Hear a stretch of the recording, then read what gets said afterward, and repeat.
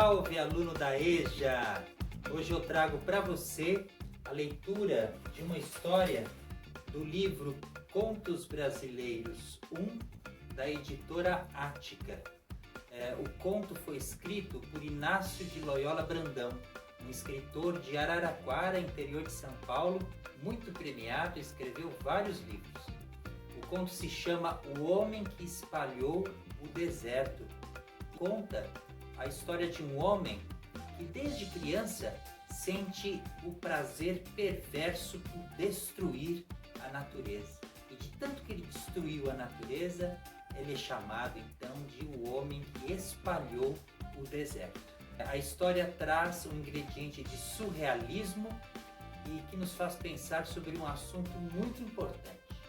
É uma história absurda, ou melhor, uma história que parece absurda, mas que ilustra perfeitamente a realidade. Então vamos começar?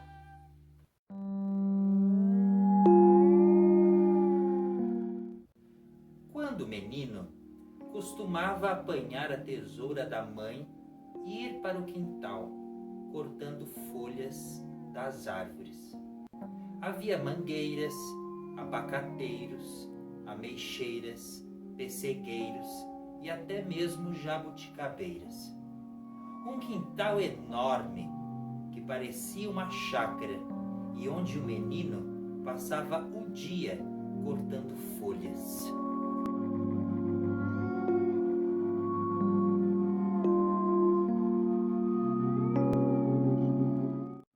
A mãe gostava, assim ele não ia para a rua, não andava em más companhias.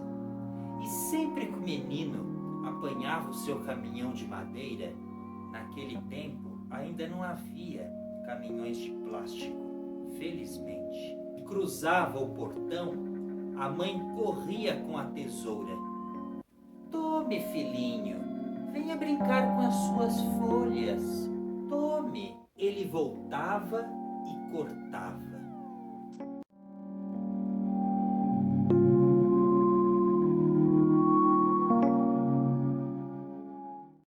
As árvores levavam vantagem, porque eram imensas e o menino pequeno.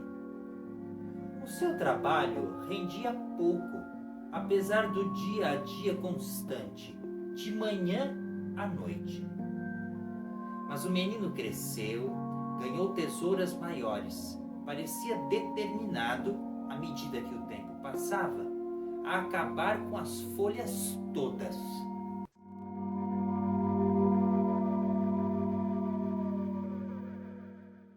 Dominado por uma estranha impulsão, ele não queria ir à escola, não queria ir ao cinema, não tinha namoradas, não tinha amigos, apenas tesouras das mais diversas qualidades e tipos. Dormia com elas no quarto. À noite, com uma pedra de amolar, afiava bem os cortes, preparando-as para as tarefas do dia seguinte.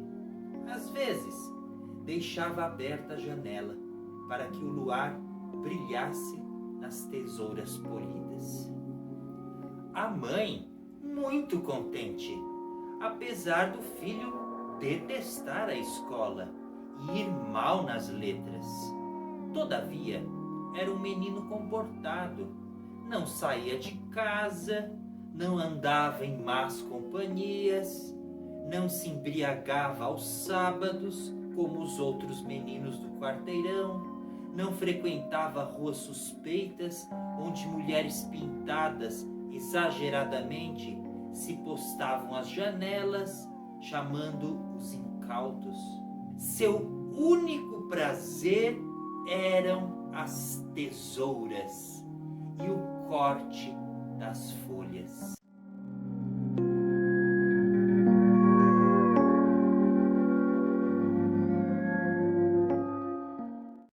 Só que agora era maior e as árvores começaram a perder.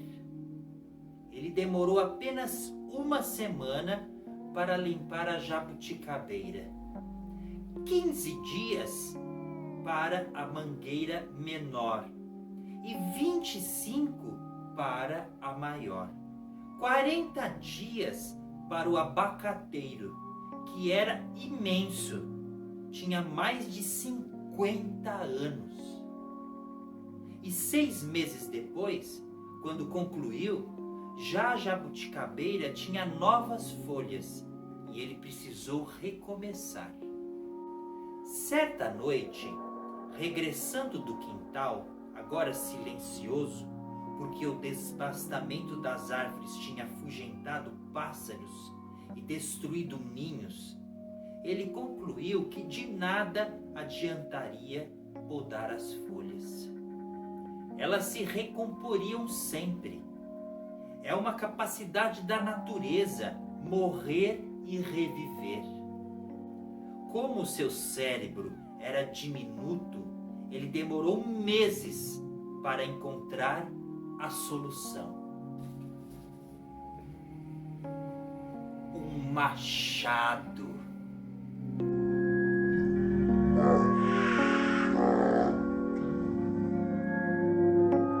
Numa terça-feira, bem cedo, que não era de perder tempo, começou a derrubada do abacateiro. Levou 10 dias porque não estava habituado a manejar machados. As mãos calejaram, sangraram. Adquirida a prática, limpou o quintal e descansou aliviado. Mas insatisfeito, porque agora passava os dias a olhar aquela desolação. Ele saiu de machado em punho para os arredores da cidade. Onde encontrava árvore, capões, matos, atacava, limpava, deixava os montes de lenha arrumadinhos para quem quisesse se servir. Os donos dos terrenos não se importavam, estavam em via de vendê-los para fábricas ou imobiliárias e precisavam de tudo limpo mesmo. Eu vou acabar com as matas!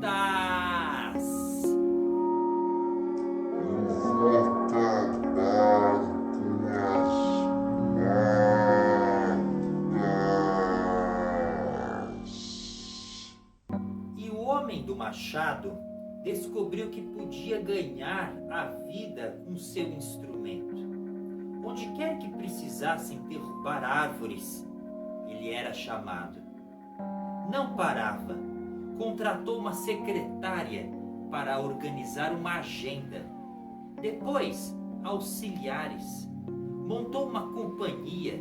Construiu edifícios para guardar machados, abrigar seus operários devastadores. Importou tratores e máquinas especializadas do estrangeiro. Mandou assistentes fazerem cursos nos Estados Unidos e Europa. Eles voltaram peritos de primeira linha e trabalhavam, derrubavam, foram do sul ao norte, não deixando nada de pé. Onde quer que houvesse uma folha verde, lá estava uma tesoura, um machado, um aparelho eletrônico para arrasar.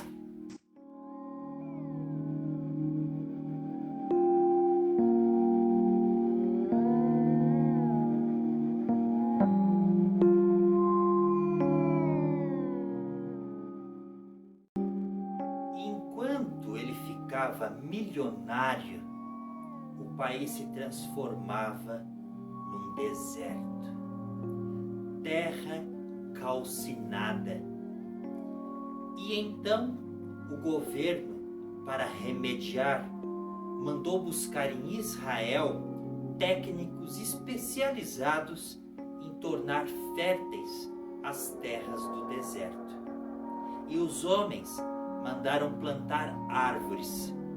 E enquanto as árvores eram plantadas, o homem do machado ensinava o filho a sua profissão.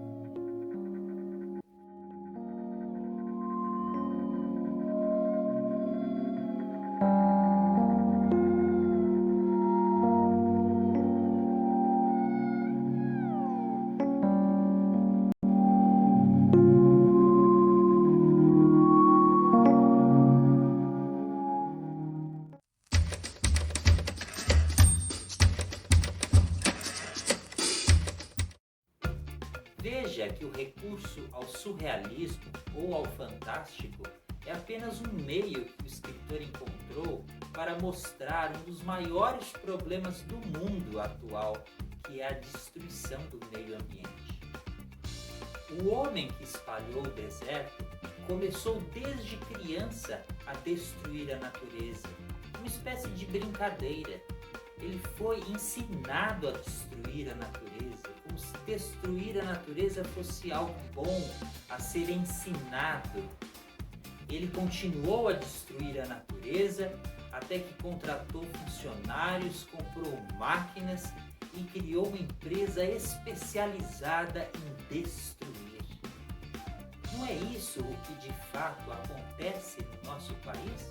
O que são os grileiros, os madeireiros ilegais, os exploradores de terra, senão homens que espalham o deserto, pessoas que sentem um prazer perverso de acabar com o nosso meio ambiente?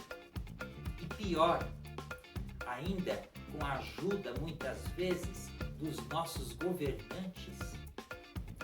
Nossa Amazônia está sendo transformada dia a dia num imenso deserto pela ação de homens como o personagem do conto. No final da história, o homem do machado ensina seu filho a profissão. O seu filho, então, irá continuar o trabalho de destruição do pai. E depois o filho do filho, e depois o filho do filho do filho, e por aí vai. Nós não podemos permitir que a destruição seja ensinada. O que nós devemos ensinar é a preservação do meio ambiente. Reflita. Até a próxima!